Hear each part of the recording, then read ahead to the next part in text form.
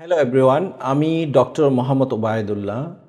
তো আজকে আমি সায়েন্টিফিক মেথডসের প্রথম লেকচার শুরু করছি। যে এটা একটা টোটাল কোর্স। আমার পার্সোনাল যে অভিজ্ঞতা আছে, আমি যখন বাংলাদেশে স্টুডেন্ট হিসেবে রিসার্চ শুরু করেছি, অ্যাজ ওয়েল এস তারপরে যখন একাডেমিয়াতে ছিলাম বাংলাদেশে, তখনও আমি রিসার্চ করেছি এবং বিদেশে যখন পড়াশোনা করতে এসেছি উচ্চতর ডিগ্রির জন্য পিএইচডি, পোস্টডক এবং একাডেমিয়াতে অথবা রিসার্চ এরিয়াতে আমার যে অভিজ্ঞতা হয়েছে, একজন বাংলাদেশি স্টুডেন্ট হিসেবে যখন আমি রিসার্চ শুরু করেছিলাম, তখন আমি কী ধরনের প্রবলেম ফেস করেছি, পরবর্তীতে আমার মনে হয়েছে যে আসলে একজন ইয়াং রিসার্চারের জন্য কি ফাউন্ডেশন, থিওরিটিক্যাল ফাউন্ডেশন শুরুতেই থাকা দরকার। সে সমস্ত জিনিস কনসিডার করে নিজের জীবনে আমি যে সমস্ত বিষয় নিয়ে স্ট্রাগল করেছি, সেই সমস্ত বিষয় থেকে, এক্সপিরিয়েন্স থেকে আমার মনে হয়েছে যে সায়েন্টিফিক মেথডের উপরে একটা কমপ্লিট কোর্স থাকা দরকার ইয়াং বাংলাদেশি স্টুডেন্টদের জন্য, যারা বিশেষ করে রিসার্চে আগ্রহী। তো মূলত সেই ইনিশিয়েটিভ থেকে, সেই আর্জ থেকে, দরকার থেকে, যেটা আমার নিজে যখন আমি স্টুডেন্ট রিসার্চার ছিলাম, সেই সময় আমার যেই শূন্যতা অনুভব হয়েছে, যে সমস্ত ল্যাকিংস আমি ফিল করেছি, রিসোর্সের আনঅ্যাভেলেবিলিটি মনে হয়েছে, কেউ হয়তো আমাদেরকে সেটা এক্সপ্লেন করার কেউ ছিল না অথবা সুযোগ ছিল না। সেই কারণে মূলত এই জায়গাটা যেন ফিল হয়, সেই শূন্যতাটা যেন দূর হয়, এই কারণে এই রিসার্চ সায়েন্টিফিক মেথডের কোর্সটা মূলত ডিজাইন করা আমার। তো প্রথম যেটা হচ্ছে যে আজকে হচ্ছে ইন্ট্রোডাক্টরি লেকচার। এই প্রথম ইন্ট্রোডাক্টরি লেকচারে ওভারঅল যে ওভারভিউ সায়েন্টিফিক মেথডে, সেটা নিয়ে আজকে আলোচনা করব। এর মধ্যে টোটাল কোর্সের মধ্যে বেশ কিছু সিরিজের আলোচনা হবে, সেগুলো আমরা ফেস বাই ফেস করব। তো চলুন আমরা শুরু করি। এগেইন আমি বলেছি যে সংক্ষিপ্তভাবে আমি ডক্টর মোহাম্মদ ওবায়দুল্লাহ। আমি ফার্মেসি, মূলত আন্ডারগ্রেড মাস্টার্স ফার্মেসিতে, ফার্মেসি ব্যাকগ্রাউন্ডের স্টুডেন্ট। তারপরে হচ্ছে আমি পিএইচডি করেছি প্রোটিন বায়োকেমিস্ট্রি অথবা স্ট্রাকচারাল বায়োলজি বলতে পারেন, এবং পরবর্তীতে পোস্ট পিএইচডি রিসার্চ অভিজ্ঞতা থেকে যদি বলি, তাহলে সেটাকে আমি বলবো যে কম্পিউটেশনাল বায়োলজি নিয়ে আমি কাজ করছি। তাহলে শুরু করা যাক। যে এটা হচ্ছে লেসন 1, ইন্ট্রোডাকশন টু রিসার্চ ম্যাথোডোলজিস। তো রিসার্চ ম্যাথোডোলজিসের মধ্যে প্রথম যেটা আমরা করব, যে আলটিমেটলি কি ফেজ আছে রিসার্চ সায়েন্টিফিক মেথডের মধ্যে, সেইটা নিয়ে শুরুটা আমরা আলোচনা করব। তার আগে আমি যেটা বলতে চাচ্ছি, তার আগে যেটা আমি মূলত বলতে চাচ্ছি, আমরা আসলে why do you conduct research, আমরা কেন রিসার্চ করি অথবা করব, এর প্রচুর কারণ রয়েছে, বেশ কিছু কারণ রয়েছে। অনেকগুলো কারণের মধ্যে কয়েকটা কারণ আমি একটা হাইলাইট করার চেষ্টা করছি সংক্ষিপ্তভাবে।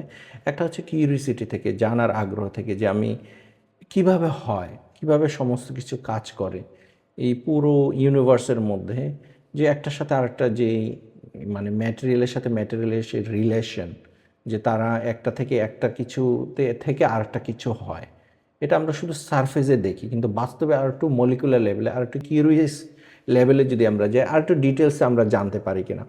কিন্তু ডিটেলসে যাওয়ার মানে কতটা ডিপে যাব, এটা ডিপেন্ড করবে কতটা ডিপে যাওয়া সম্ভব। এটা ওভার দ্য টাইম রিসার্চ আরও শুরুতে এক ধরনের ছিল, ওভার দ্য টাইমে 100 বছর আগে, 50 বছর আগে, 30 বছর আগে যে রিসার্চ ছিল, যে জানার কিউরিয়াসিটি ছিল, সেইটা যখন সলভ হয়েছে, এটার উপরে বেস করে আবার নতুন জানার কিউরিয়াসিটি তৈরি হচ্ছে, আরও মলিকুলার লেভেল, আরও মাইক্রো লেভেল, আরও ডিটেলস লেভেলে যাওয়ার কিউরিয়াসিটি তৈরি হচ্ছে। তো এটা হলো প্রথম একটা কারণ।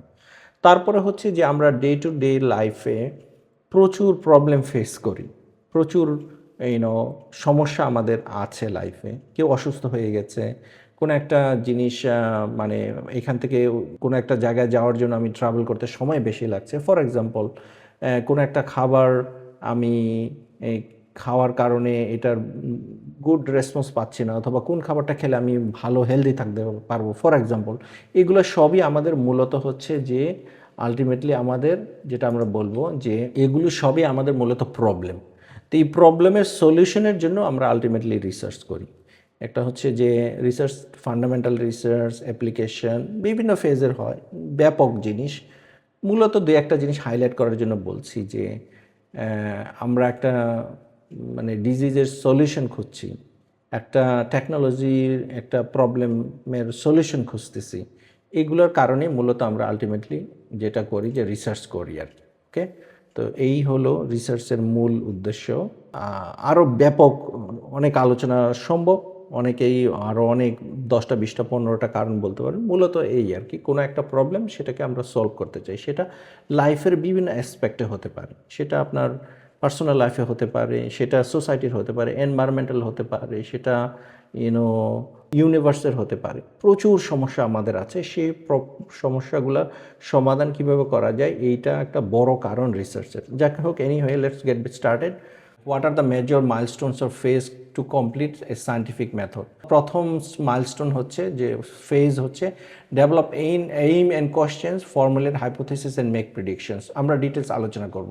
তারপরে স্টেপসটাই হচ্ছে যে আমরা দেখতেছি এখানে প্ল্যান করতে হবে এবং সেই অনুযায়ী অবভিয়াসলি কন্ডাক্ট করতে হবে, এবং করার সময় আমাকে কিছু সেফটি এবং এথিক্যাল গাইডলাইন মেনটেন করতে হবে।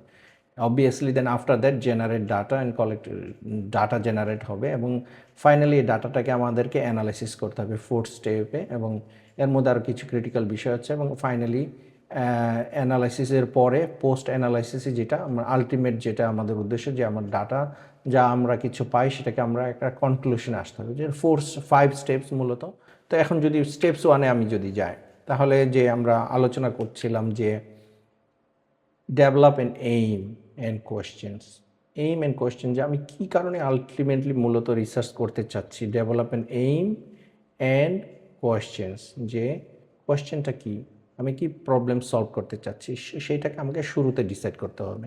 তারপর যেটা হচ্ছে formulate hypothesis, hypothesis and make predictions.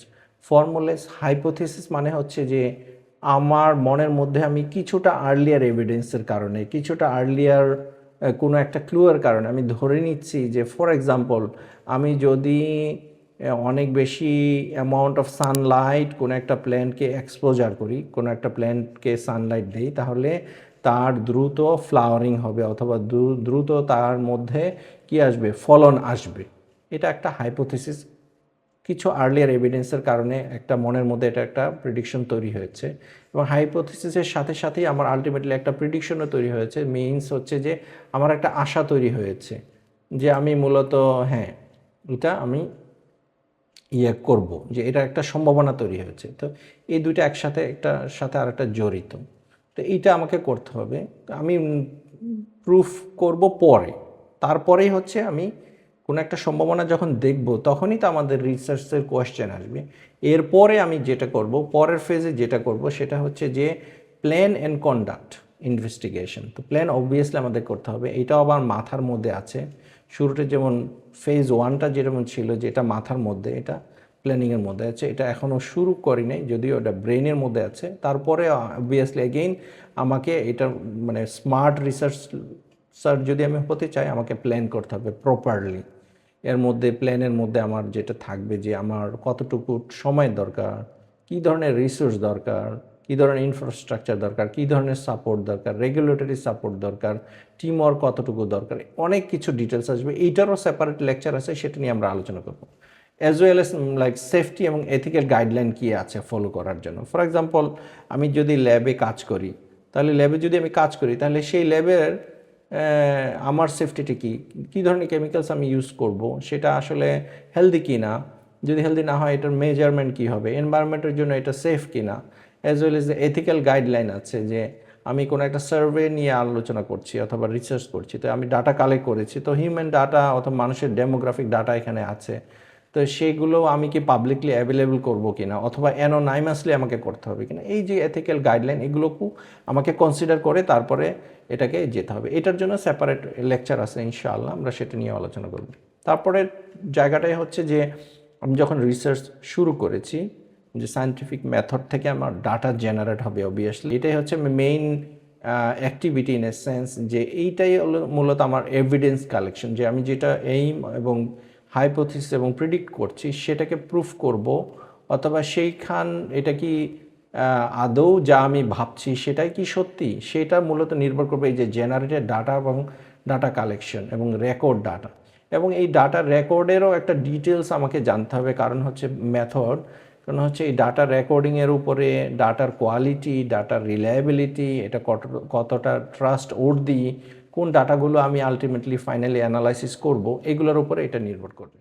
চলুন আমরা এই পর্যায়ে যা শেখা হয়েছে সেটার কিছু কোশ্চেন আনসার আমরা করি, দেখি যে আমার টপিক থেকে আমার শেখাটা কত দূর হয়েছে।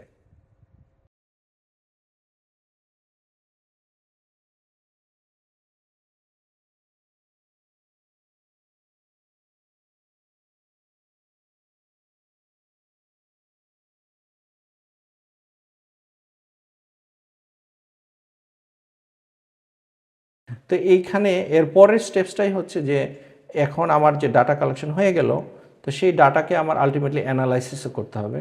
অ্যানালাইসিস করে ডাটা থেকে হয়তো প্যাটার্ন, ট্রেন্ড, এটা ডাটা আমাকে কি বলছে, ডাটা আলটিমেটলি অনেক কথাই বলবে। এই কথার উপর বেস করেই আমি মূলত ফাইনালি আমার যে হাইপোথিসিস অথবা প্রেডিকশন ছিল সেটাকে আমি অ্যাকসেপ্ট করে নিব ফাইনালি এবং রিজেক্ট করবো হয়তোবা। তো এবং এই ইনভেস্টিগেশন মেথডের নিয়েও আমরা অ্যানালাইসিস করব যে এই মেথডটা আসলে কতটা সুইটেবল ছিল, এটা অ্যাপ্রোপ্রিয়েট ছিল কিনা সেটা নিয়ে আমাদের এখানে মূলত আলোচনা করতে হবে আলটিমেটলি। তো এইটারও আলাদা আমরা আলোচনা করব ডিটেলস। তো শুরুতে যেহেতু এটা ইন্ট্রোডাক্টরি লেকচার, এই পুরো কোর্সের মধ্যে সায়েন্টিফিক মেথডের মধ্যে কী কী ইনভলভমেন্ট, ফেজ অথবা মাইলস্টোন আছে সেগুলো নিয়ে এখন মূলত আমি কথা বলছি শর্টলি এবং ইন এ ব্রিফ। ওকে, তারপরে হচ্ছে যে কনস্ট্রাক্ট এভিডেন্স বেসড আর্গুমেন্ট, যেটা ফাইনাল ফেজের মধ্যে আসবে। Construct evidence based argument means, evidence বলতে আমি যে ডাটা পেয়েছি, সেই ডাটা যে অ্যানালাইসিস করেছি, সেখানে যে মানে ট্রেন্ড দেখেছি এবং সেটা অনুযায়ী আমার যে ডাটা আছে অথবা এই ডাটার সাথে আমি যদি পূর্বে কোনো রিসার্চ হয়ে থাকে, অন্যরা যদি কোনো অবজারভেশন থেকে থাকে, তাহলে সেইটা আমি এখানে অ্যানালাইসিস করে এবং একটা আলটিমেটলি ফাইনালি একটা কনক্লুশন ড্র করব। এই হলো মূলত 5টা ফেজের মধ্যে লাস্ট ফেজ। যদি আমরা এটাকে আরও খুব সিম্পলি সামারাইজ করি যে সায়েন্টিফিক মেথডের 5টি মাইলস্টোন ফেজ অথবা 5টি স্টেপস রয়েছে। এর মধ্যে হচ্ছে যে প্রথম হচ্ছে যে অবভিয়াসলি ডেভেলপ হাইপোথিসিস, এর পরে হচ্ছে প্ল্যান, কন্ডাক্ট, এবং এর মধ্যে কনসিডার করতে হবে আমাকে এথিক্যাল এবং safety issue, ethical guidelines and safety issue. তারপরে হচ্ছে যখন আমি এক্সিকিউট করব প্ল্যান, আমার সায়েন্টিফিক মেথড, এটা কোন মেথড আমি যখন এক্সপেরিমেন্ট করব অথবা সেটাকে আমি এক্সিকিউট করব, সেটা হচ্ছে generate, collect and record data. আমার ডাটাকে রেকর্ড করতে হবে।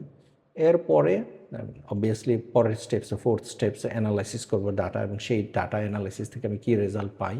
ইনভেস্টিগেশন মেথড নিয়েও আমি এটাকে চ্যালেঞ্জ করব, এটা কতটা অ্যাপ্রোপ্রিয়েট ছিল, সেগুলো নিয়ে আমরা এই ফেজ অতিক্রম করার পরে ফাইনালি আমরা এটাকে কনক্লুশনে নিয়ে যাব, যেখানে রাইটিং পার্ট, ডাটাকে আমরা প্রেজেন্ট করবো, আমরা একটা কনক্লুশনের মধ্যে আসবো।